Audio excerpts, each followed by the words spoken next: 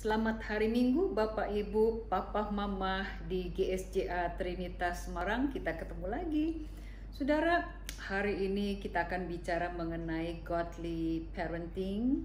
Dan ini adalah tema yang challenging, saudara ya. Sangat menantang kita. Tapi saya mau kita sama-sama mempercayai bahwa pada waktu ada tantangan besar, maka Allah juga akan mengimbangi dengan anugerah besar, ya, sehingga kita bisa menyelesaikan tantangan tersebut dengan baik. Yuk kita sama-sama berdoa. Sama-sama kita katakan, firman Tuhan mengajar saya. Firman Tuhan menyatakan kesalahan saya. Firman Tuhan memperbaiki kelakuan saya. Firman Tuhan mendidik saya dalam kebenaran. Amin. Saudara, ada 600 anak remaja di penjara New England di Amerika yang menceritakan alasan mereka kenapa mereka sampai masuk penjara. Ya, sebagian mereka mengatakan bahwa mereka punya papa mama yang pemabuk, sebagian lagi mengatakan bahwa mereka tuh bisa pergi pulang ke rumah sesuka mereka tanpa pengawasan orang tua. Sebagian lagi menceritakan bahwa mereka punya rumah, tapi di dalam rumah itu nggak ada aktivitas keluarga yang bisa dinikmati. Dan ke-600 anak remaja ini memiliki satu kesamaan. Tidak ada Alkitab, tidak ada gereja. Saya melayani di LPKA di Batam, ya, Lembaga Pembinaan Khusus Anak, penjara anak lah tuh. Kurang lebih sama, saudara. Kebanyakan, hampir semua dari yang dibina di LPKA ini memiliki kesamaan yang sama, ya. Nggak ada Alkitab, nggak ada pengajaran tentang Tuhan, nggak ada gereja. Jadi semuanya itu sebenarnya berawal di keluarga. Kongfucu mengatakan demikian, kelakuan anak yang tidak benar adalah kesalahan orang tua. Wow. Nah, seorang penginjil yang bernama Li Len Wang, dia cerita, waktu dia masih kecil dia bandel banget gitu. Jadi suatu ketika Li Len Wang cerita, ya, dia nakal, terus sang mama ini berusaha untuk memukul dia dengan sapu lidi, tapi Li Len Wang lari lebih cepat. Mamahnya nggak terkejar.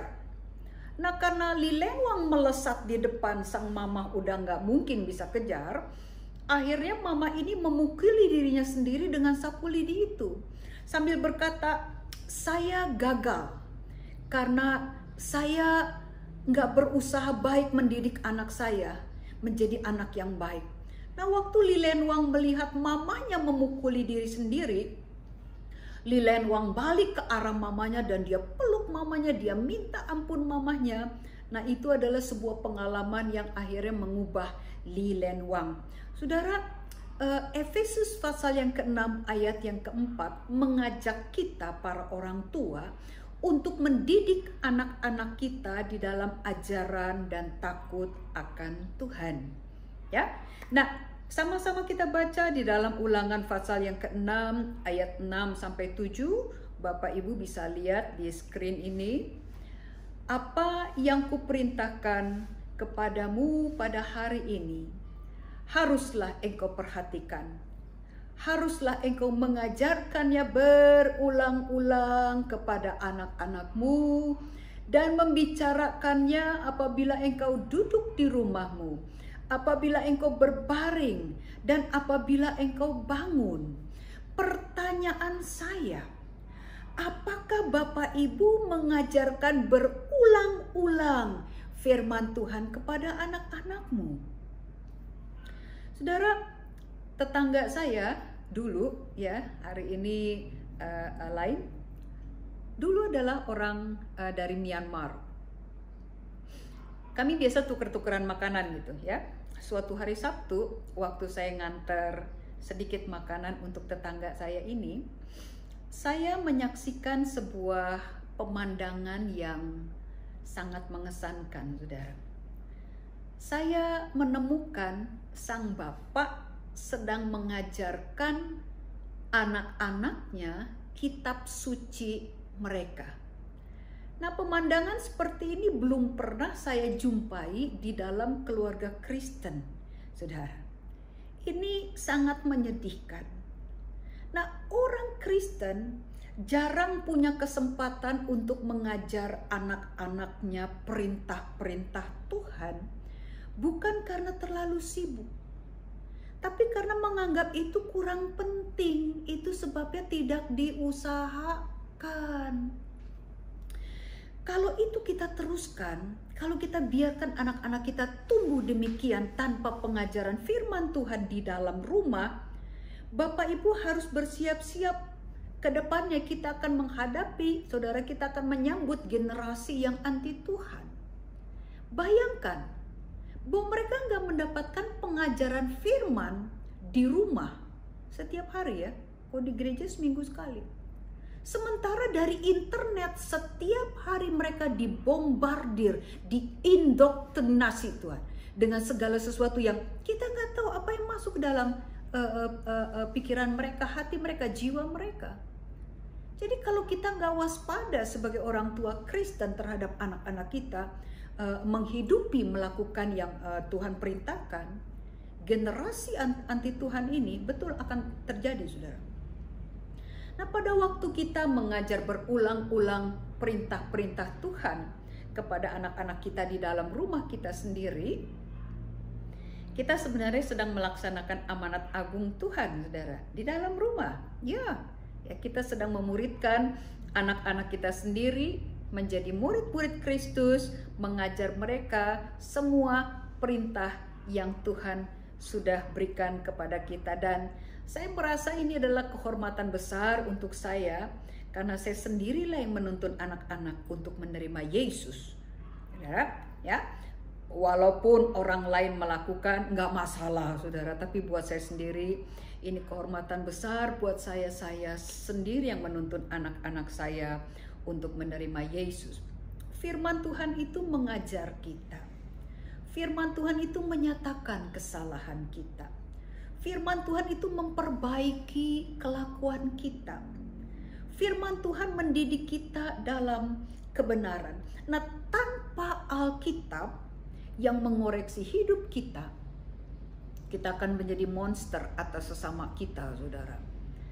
Mengomentari banyaknya penembakan di sekolah-sekolah di Amerika ya, yang dilakukan oleh siswa sekolah itu sendiri, ada orang yang bertanya kepada Anne Graham, bagaimana hal itu tuh bisa terjadi?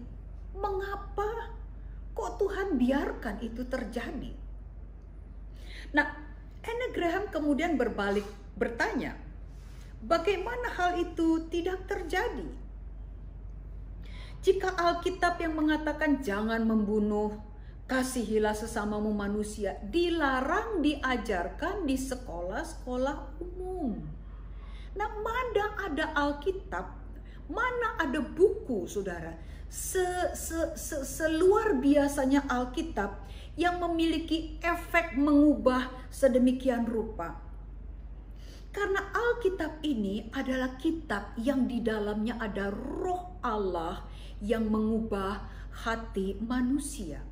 Bagaimana para orang tua, papa, mama, kita bisa berharap anak-anak kita akan menjadi anak-anak yang baik, berguna di tengah-tengah masyarakat, tanpa pengajaran Alkitab di dalam rumah. Saudara, anak-anak di dalam keluarga bukan hanya prokreasi papa mama. Ya. Saking papa mama ini merasa memiliki anak, ya, sebagai pemilik tunggal, mereka berhak untuk mengatur segala sesuatu, menentukan segala sesuatu dalam hidup anak tersebut. Mereka milik Allah, saudara. Mereka bukan milik saudara dan saya.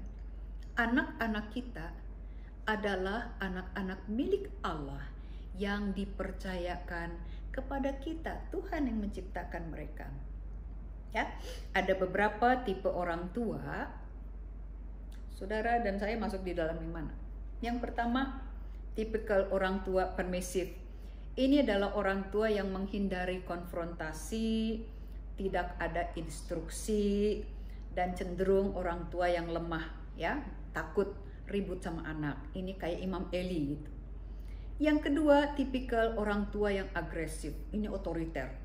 Dikit-dikit hukuman, sampai kemudian terdapat jarak emosi antara anak-anak dengan orang tua. Ya betul, dia adalah bapak kita, papa saya, tapi nggak ada hubungan emosional antara saya dengan dia gitu. Karena hubungannya hanya sebatas itu, dia adalah bapak yang melahirkan, itu saja. Lalu orang tua asertif.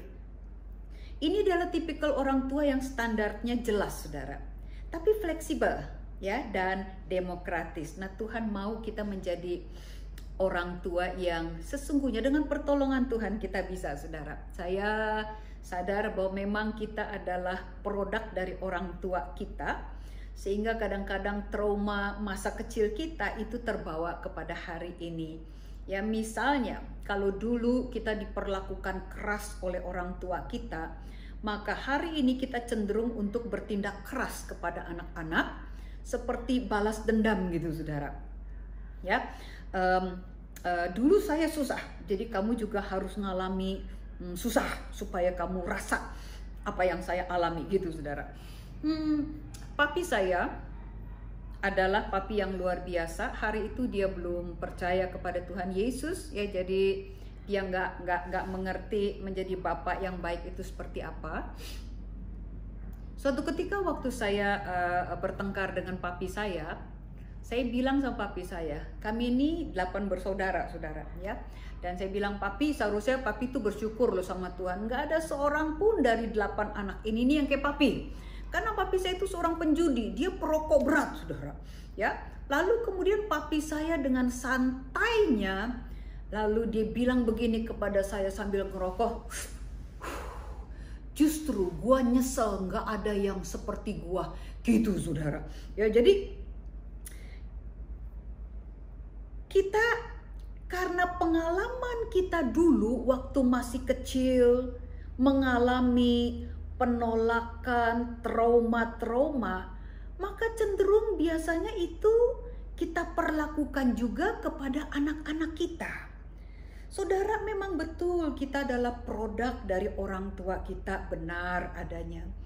Tapi bukankah setelah kita percaya kepada Yesus, maka sekarang yang kita ikuti itu bukan pola orang tua kita, tapi pola ilahi, pola Allah gitu, saudara.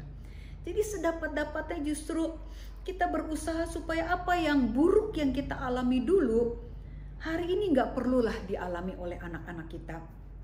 Ya, setiap anak lahir ke dunia dengan membawa serta tujuan ilahi, siapapun atau apapun keadaan dari anak-anak itu.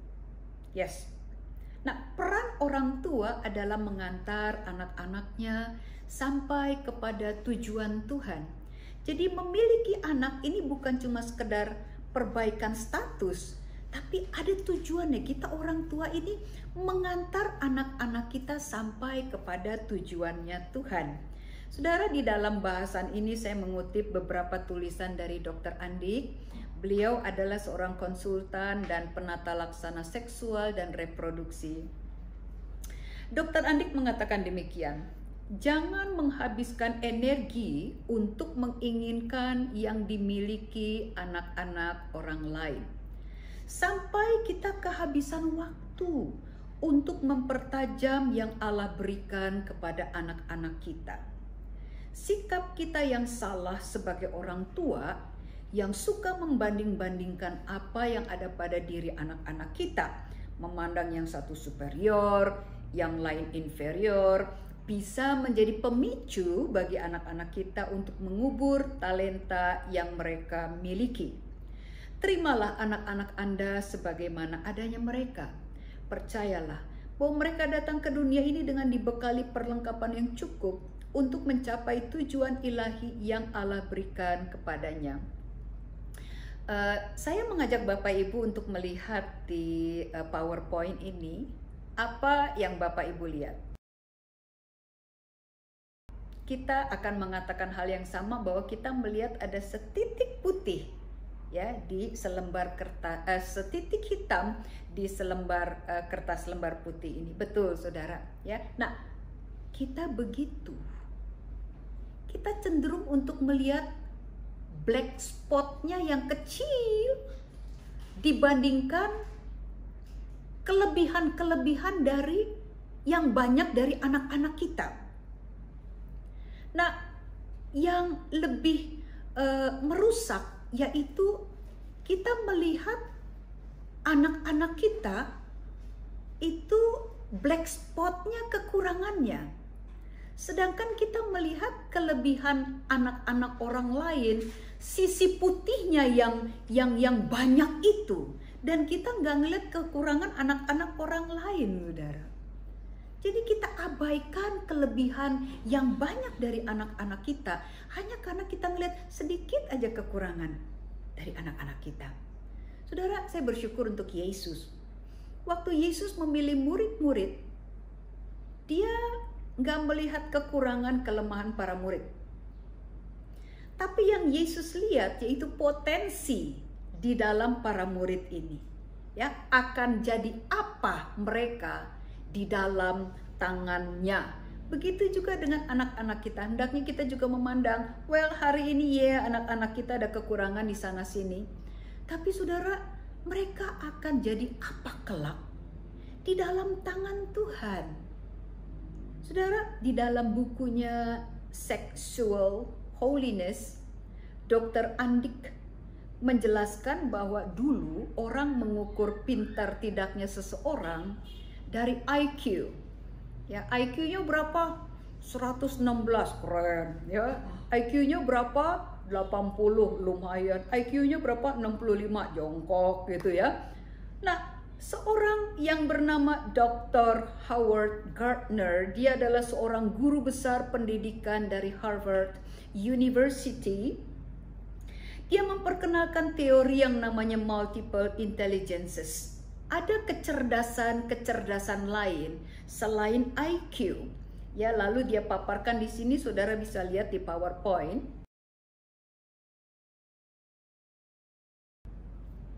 Yang pertama, cerdas bahasa, ya.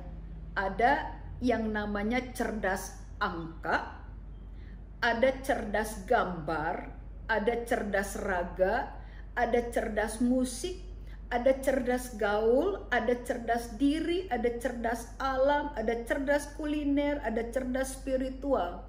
Nah, anak-anak dengan kecerdasan-kecerdasan yang berbeda ini, saudara, mereka unggul di situ. Jadi kecerdasan anak itu bukan hanya karena matematikanya tinggi, enggak. Mungkin dia matematikanya enggak terlalu bagus, tapi kok dia bisa bahasa Korea, bahasa Jepang. Belajar dari mana? Televisi. Loh kok bisa? Iya bisa. Atau tiba-tiba saudara melihat anakmu tiba-tiba main gitar gitu, atau main drum, main keyboard. Kapan belajarnya? Kok bisa musik? Ya. Atau mungkin ada orang yang nggak pinter-pinter banget. Ya mungkin nggak bisa juga main musik, suaranya juga fals, tapi rohani banget. Nah itu cerdas spiritual, saudara. Nah tiap anak, tiap kita ini punya kecerdasan yang berbeda. Ya, jadi kecerdasan itu sekali lagi nggak diukur dari berapa nilai matematika dia. Tapi ada sisi-sisi unggul. Jadi pada dasarnya sebenarnya tidak ada orang yang bodoh. Ya, tidak ada anak yang bodoh. Karena setiap orang itu memiliki kecerdasan yang berbeda-beda. Nah, tugas kita adalah menemukan dan mengembangkan sisi kuat kita. Kan ada pepatah yang bilang, saudara, asahlah pisau pada sisi yang tajam. Temukan, asah, dan kembangkan sisi kuat saudara atau anak saudara.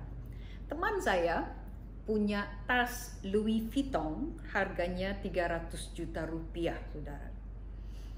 Sementara di Batam, tas yang kurang lebih serupa itu harganya 300 ribuan. Apa yang membedakan tas 300 ribuan ini dengan 300 juta, saudara? kualitas, ya, mutu. Ini cuma satu, masterpiece cuma satu, saudara. Makanya berharga, bernilai tinggi. Sedangkan yang 300.000 ini produknya produk massal, sekali cetak mungkin bisa 100 biji gitu. Setiap anak saudara, halo papa mama, setiap anak-anak kita adalah masterpiece-nya Allah, cuma satu. Mereka berharga, mereka bernilai, mereka masterpiece-nya Tuhan. Jangan banding-bandingkan anak-anak. Tiap anak memiliki anugerahnya masing-masing. Gak boleh ada anak mas di dalam keluarga, saudara. Ya, Tuhan tolong kita, Tuhan kasih hikmat kepada orang tua untuk bertindak bijaksana. Ada satu keluarga yang memiliki 4 anak. Lalu orang tua ini memberi nama kepada anak-anaknya, nama-nama yang lumayan keren, saudara. Anak pertama dikasih nama Tonsillitis Jones. Anak kedua Meningitis Jones. Anak ketiga Appendicitis Jones. Anak keempat Peritonitis Jones. Kelihatannya keren ya. Wih, ya, tonsillitis, ya, peritonitis, saudara. Ini artinya mengerikan, saudara. Tonsillitis itu artinya radang amandel. Meningitis itu radang selaput otak. Appendicitis itu adalah radang usus buntu. Dan peritonitis adalah radang selaput perut. Nah, waktu kita memberi nama kepada anak-anak kita atau memanggil mereka dengan istilah-istilah nama panggilan yang lucu-lucu, dut, gendut, pit, sipit gitu ya. Kita sebenarnya sedang membunuh karakter anak, saudara, dengan namanya. Jadi hati-hati di dalam hal menamakan atau menjuluki anak-anak kita. Kelihatannya lucu, cuma main-main enggak, saudara. Tapi itu menghancurkan karakter mereka ya. Kita sedang mempermalukan mereka. Jadi bayangkan kalau si tonsillitis, meningitis, appendicitis, peritonitis ini masuk sekolah, apa yang terjadi dengan mereka, saudara? Saya mau kita sama-sama belajar dari Gary Chapman tentang 5 bahasa kasih, saudara. Ya, setiap orang menurut Gary Chapman memiliki 1 bahasa kasih yang primer dan 1 bahasa kasih yang sekunder. Nah, biasanya orang akan mengekspresikan keluar apa yang dia suka, ya, apa yang menjadi bahasa kasih dia. Nah, apa-apa aja saudara bisa lihat di PowerPoint ini. Sama-sama bilang. 1, kebersamaan, pujian, sentuhan fisik, hadiah, pelayanan. Ada anak yang bahasa kasihnya yaitu kebersamaan. Ada yang bahasa kasihnya adalah pujian, ya. Ada yang bahasa kasihnya adalah sentuhan fisik. Ada juga yang bahasa kasihnya adalah hadiah ataupun pelayanan. Ada seorang ibu yang baru pulang dari luar negeri dan dia membawa oleh-oleh untuk 2 anak laki-lakinya, saudara. Anak yang pertama waktu dikasih oleh-oleh oleh sang mama ini happy banget gitu ya. Dia terima lalu dia loncat-loncat, mama baik. Dia happy sekali dengan hadiah dari mamahnya. Nah, anak kedua waktu menerima hadiah itu terima terus dia taruh di lemari. Nah, mama ini agak jengkel, saudara. Ini anak nggak tahu berterima kasih. Ya, Boya bilang sesuatu kayak enggak, saudara. Ini anak diem aja. Jadi mama ini merasa nih anak menjengkelkan gitu. Dia kesal sama nih anak. Sebenarnya begini, saudara. Kekeliruannya itu ada di mana? Kita nggak bisa membaca bahasa kasih dari anak kita. Mungkin, ya. Anak pertama itu adalah bahasa kasihnya hadiah. Itu sebabnya waktu dia dapat hadiah, tercukupi, dia merasa dikasihi. Tapi bahasa kasih anak kedua itu bukan hadiah, kebersamaan. Dia nggak terlalu peduli mama pulang bawa hadiah atau enggak. Yang penting mama ada di rumah. Karena dia lebih suka mama ada di dekat dia. Itu kebersamaan, saudara.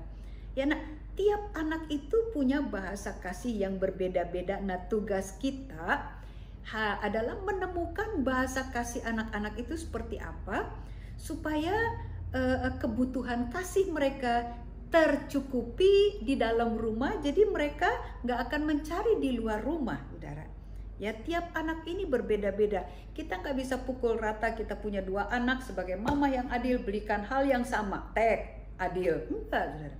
Karena tiap kebutuhan anak-anak itu berbeda. Ya, ada yang nggak butuh hadiah, tapi seneng kalau dipuji.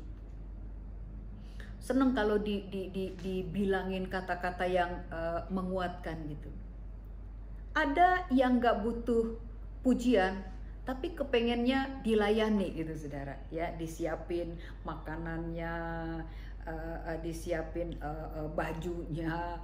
Ada yang seperti itu. Jadi yuk kita temukan bahasa kasih anak-anak kita satu persatu itu tuh seperti apa, supaya yang kita berikan itu pas dan mereka merasa dicintai. Saudara, ada hal-hal yang tidak bisa diubah di dalam kehidupan kita, dan ini perlu kita sampaikan kepada anak-anak kita. Tulisan ini saya kutip dari buku Pak Erik Unarto, ya. Erik Unarto mengatakan demikian, saudara, hal-hal yang tidak dapat dirubah. Yang pertama, jenis kelamin. Nah, saya berharap bahwa kita para orang tua, kita akan memperlakukan anak-anak kita sebagaimana identitas kelahirannya. Sekalipun saudara rindu untuk punya anak perempuan, tapi kalau saudara punya anak laki-laki, perlakukan dia sebagai anak laki-laki. Kalau saudara rindu punya anak laki-laki, tapi ternyata anak-anakmu adalah perempuan, perlakukan mereka seperti anak perempuan, sesuai identitas kelahirannya, karena akan terjadi hal-hal yang tidak diinginkan, saudara. Ya, jadi ini jenis kelamin gak bisa dirubah. Orang tua juga nggak bisa dirubah. Aduh, ya orang tua saya tuh papi saya kayak Pak Yudi gitu loh. Gak bisa, saudara. Papi kita adalah ya udah begini, harus diterima apa adanya. Atau kelahiran. Kenapa saya jadi anak nomor 3? Kenapa nggak jadi anak nomor 2 aja atau nomor 1? Kenapa nggak jadi anak yang bungsu? Lalu kemudian saudara kandung, yang boya saya ini anak tunggal gitu loh. Kenapa sih saudara-saudara saya harus 4 orang gitu? Atau kemampuan mental, bentuk fisik, ya suku, itu nggak bisa dirubah. Nah, hal-hal yang nggak bisa dirubah kita perlu beritahu kepada anak-anak kita supaya mereka terima dengan lapang dada. Ya, itu harus diterima dengan pengucapan syukur, karena Tuhan tidak pernah salah dalam keputusannya. Semua yang Tuhan kasih itu baik adanya. Nah, hal-hal yang bisa kita rubah, kita harus berani untuk berubah. Saudara, di New York pada abad yang ke-18 ada 2 keluarga, ya ini pada masa yang sama. 2 keluarga ini tinggal di kota yang sama. Keluarga pertama yang namanya keluarga The Jukes Family. Dari 1029 keturunan The Jukes Family, 190 orang menjadi wanita tunasusila, 300 orang masuk penjara dengan rata-rata hukuman 13 tahun, 680 orang pemabuk, dan terdapat daftar panjang kemiskinan, keterbelakangan mental, premanisme, dan kegilaan. Di dalam keluarga ini tidak ada Alkitab, tidak ada gereja, tidak ada nilai-nilai rohani tentang ketuhanan. Nah, sementara di kota yang sama, pada saat yang sama dengan The Jukes Family ini, ada keluarga yang lain yang namanya keluarga Jonathan Edwards. Ya, nah ini adalah keluarga yang memiliki Alkitab.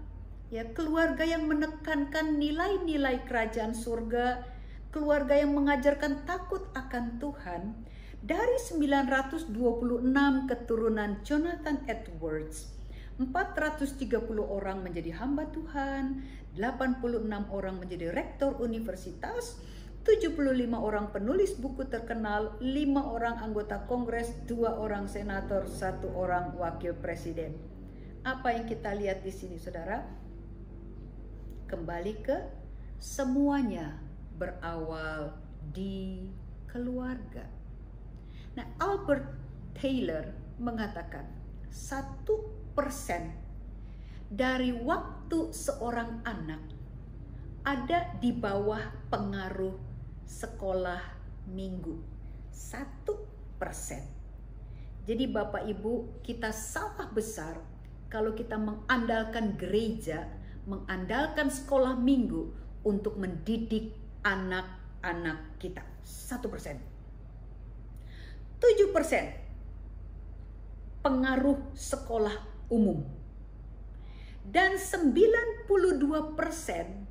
kehidupan seorang anak ada di bawah pengaruh keluarga.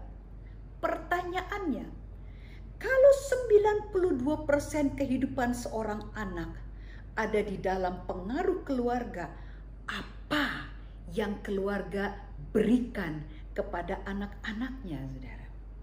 Kalau kita mau supaya anak-anak kita menjadi anak-anak yang ilahi, rasanya cengli lah ya, kalau kita juga pertama-tama menjadi terlebih dahulu orang tua yang ilahi. Kalau kita mau godly children, ya kita juga harus menjadi godly parents. Itu demikian adanya, saudara. Saya mau mengutip nasihat Billy Graham. Billy Graham katakan, saudara bisa lihat di PowerPoint ya, sediakan waktu bersama anak-anakmu. Papa mama jangan terlalu sibuk ya. Hari ini anak-anakmu membutuhkan kehadiran Bapak Ibu di dekat mereka. Beri teladan baik. Ya kan nggak lucu kalau kita bilang anak-anak kita nggak boleh ngerokok, sementara kita sendiri ngerokok gitu. Ayo anak-anak jangan lupa berdoa, tapi kita sendiri jarang berdoa gitu, saudara.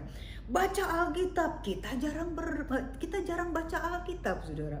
Ya, lalu tuntun anak-anakmu mempunyai cita-cita hidup. Jangan karena keluarga saudara adalah keluarga sederhana, maka saudara matikan cita-cita anak dengan mengatakan, udahlah kamu gak usah sekolah tinggi-tinggi, udahlah nak, kamu udah jadi tukang pecel aja ya. Saya nggak bilang bahwa tukang pecel itu jelek, nggak saudara. Ya, tapi kalau anak-anak kita bisa meraih yang lebih baik, mengapa tidak begitu? Nah, saya mau cerita sedikit tentang Keisha, ya, anak saya yang cantik itu. Waktu dia mau lulus SMA, dia bertanya kepada saya, Mai, nanti Keisha kuliah di mana ya? Saya nggak punya uang, saudara, hari itu. Karena target bisnis suami saya meleset. Seharusnya mendekati anak mau lulus ini, kami sudah ada dana lah untuk anak sekolah, tapi kenyataannya kami nggak punya uang. Jadi kemudian saya bilang sama Keisha tanya sama bapak, apa yang harus Keisha lakukan? Saya juga berdoa. Hari itu Keisha doa puasa. Setelah lulus, Keisha nanya lagi, Mai, Keisha kuliah di mana? Saya masih belum punya uang, saudara.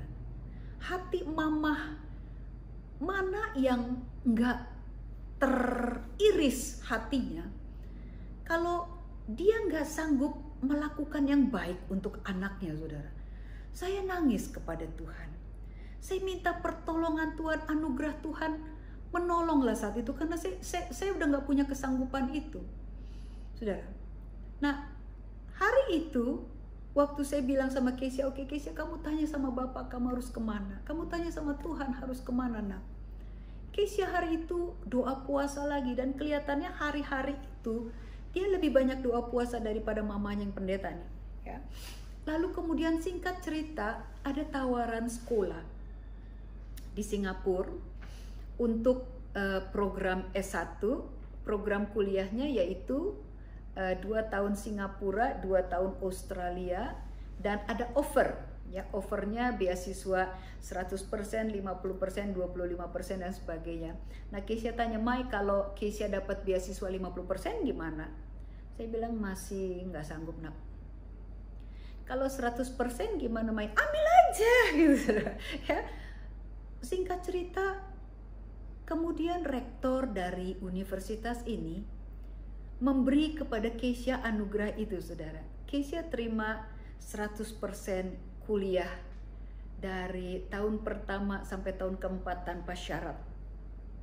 Jadi saya nggak membayar uang kuliah Keisha kecuali uang sehari-hari dia ya untuk akomodasinya. Tapi uang kuliah yang sedemikian besar itu saya nggak bayar, saudara. Nah, Keisha bilang begini, Mai, ini murni anugerah Tuhan. Karena ada teman-temannya yang lain itu lebih pintar dari Keisha.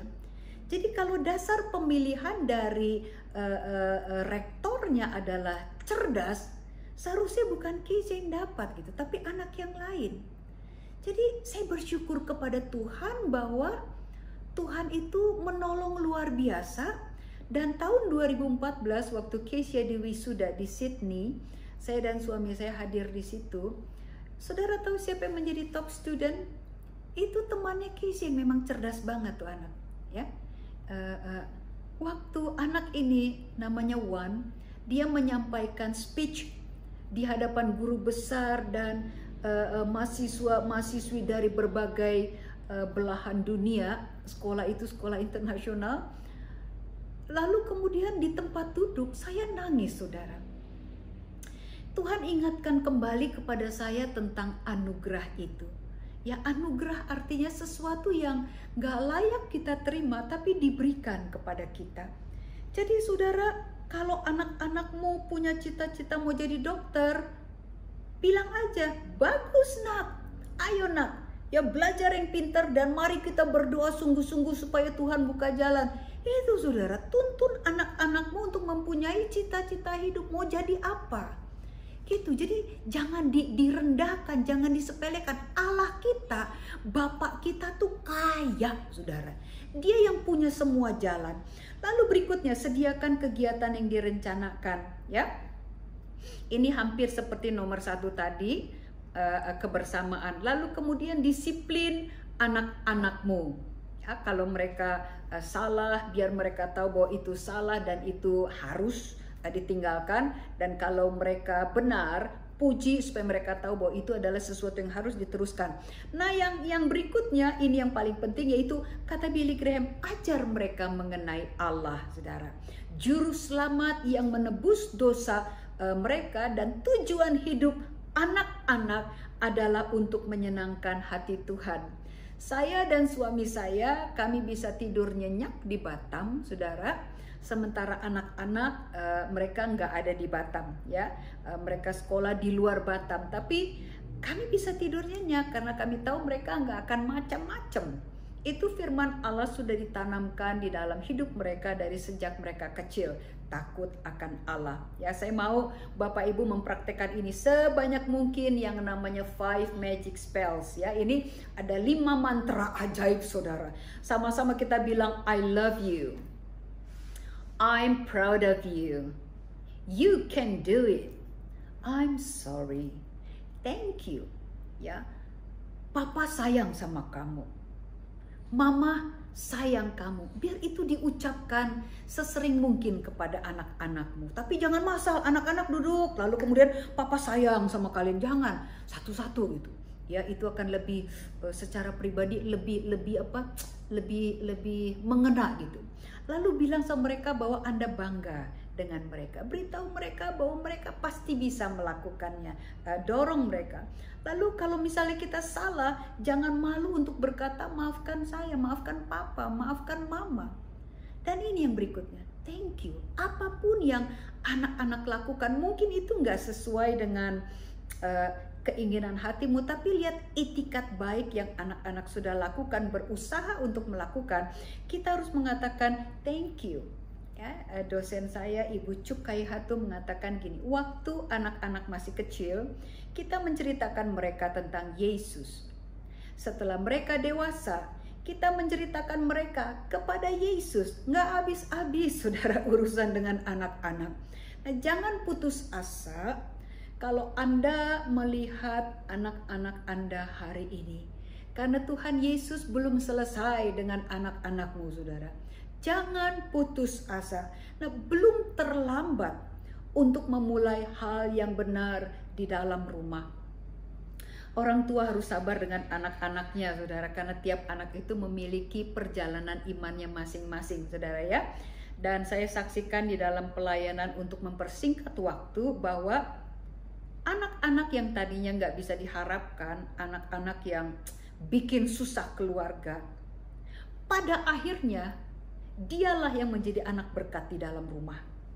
Yes, saya lihat di dalam pelayanan saya, saudara. Nah, Zoe Atkins mengatakan gak ada orang tua yang sempurna, jadilah orang tua apa adanya.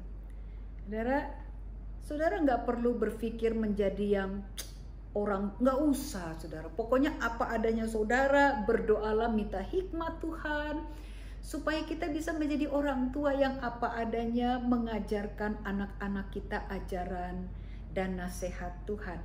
Saya berharap bahwa keluarga kita akan jagalah suasana keluarga kita menjadi rumah yang bersahabat gitu ya. Jadi anak-anak pun merasa betah di rumah, lalu rumah yang ceria, papa mama harus lebih banyak ketawa gitu, saudara. Lalu keluarga yang setia satu sama lain, dan keluarga Kristen yang sebenar-benarnya. Kita bisa menjadi kesaksian yang baik bagi banyak orang.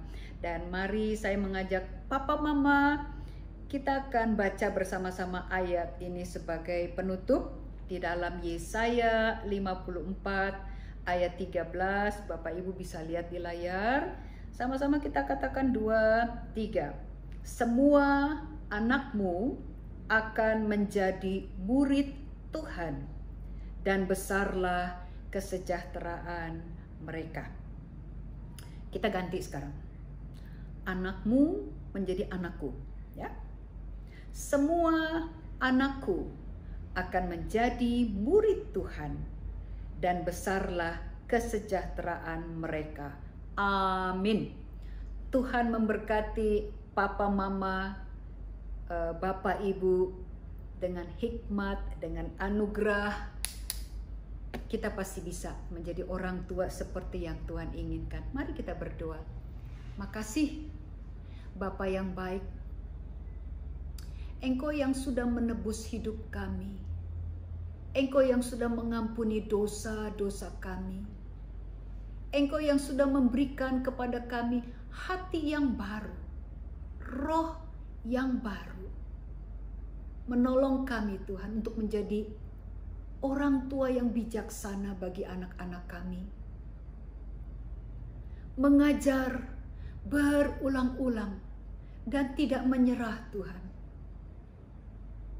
Ajaran dan nasihat Tuhan, Tuhan memberi kepada kami kesabaran ekstra, kasih yang berlimpah untuk mengasihi anak-anak kami, membawa mereka semua sampai kepada tujuannya Tuhan. Kami serahkan semua anak-anak kami ke dalam tangan pengasihan Tuhan. Mari Tuhan, Engkau yang memberkati anak-anak satu persatu. Engkau yang melindungi mereka dari mara bahaya. Engkau yang memberkati, menolong mereka. Ya Tuhan, melindungi dari pergaulan yang buruk. Memakai anak-anak kami Tuhan menjadi berkat, menjadi kesaksian yang baik bagi banyak orang. Supaya Engkau dipermuliakan, teguhkan hati mereka Tuhan. Untuk hidup bagi Kristus, untuk hidup bagi kebenaran-Mu. Teguhkan hati mereka untuk mencintai Tuhan, mencintai kebenaran-Mu. Terima kasih Tuhan Yesus, Engkau yang memberkati para orang tua Tuhan. Kalau kami sedang menghadapi masa-masa sulit belakangan ini, biarlah anugerah Tuhan tetap mengimbangi kesulitan kami. Tetap Tuhan, tangan Tuhan memegang tangan kami lebih kuat lagi. Makasih Tuhan untuk jaminan Tuhan, makasih untuk janji-janji Tuhan. Engkau gak pernah tinggalkan kami sendirian. Terus Bapak, kami bisa tetap tegak Tuhan berdiri dan percaya bahwa Tuhan akan menyelesaikannya bagi kami. Makasih untuk kebutuhan-kebutuhan yang Tuhan akan cukupkan. Diberkati para papa, diberkati para mama yang ada di GSJA Trinitas Semarang. Di dalam nama Tuhan Yesus Kristus, Allah dan Juru Selamat kami yang hidup, kami berdoa mengucap syukur. Haleluya. Amin. Tuhan berkati.